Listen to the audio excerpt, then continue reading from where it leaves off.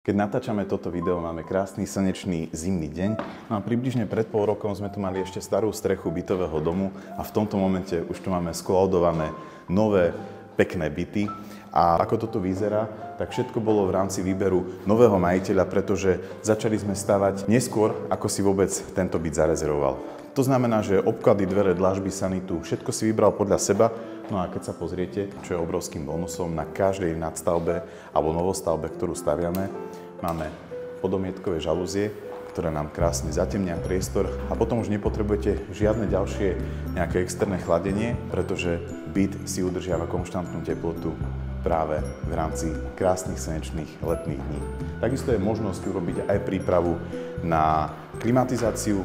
Táto izba je ideálna svojím štvorcovým pôdorysom práve na to, aby to bola detská izba alebo pracovňa. Je naozaj priestranná, dáte si tu všetko, čo potrebujete a hneď vedľa máte peknú naozaj priestrannú kúpeľňu. V rámci kúpeľne máme sprchovací kút, WC a takisto veľké okno a taktiež všetok výber obkladov, dlažieb, sanity bol na novom majiteľovi a ja som rád, že si nový majiteľ zvolil takúto peknú a modernú kombináciu práve s čiernou farbou, ktorá myslím si, že z módy až tak skoro nevyjde. No a teraz sa nachádzame v spálni, tak tá je najpriestrannejšia. No a práve tá priestrannosť a vzdušnosť je dotvorená tými veľkými francúzskými oknami, ktoré tu máme v každej miestnosti.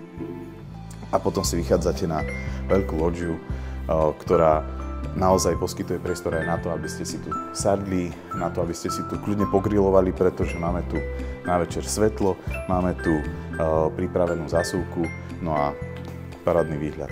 A viete, čo je najlepšie? Že keď už sa takýto byt postaví na starom bytovom dome a krásne sa to obnoví, tak si to vyberú aj vaši susedia a budete mať krásnu novú zónu, ktorá bude kompletne obnovená. My už v tejto chvíli pripravujeme ďalšie projekty a dúfam, že sa spolu uvidíme aj pri ďalšom videu. Nezabudnite nasledovať.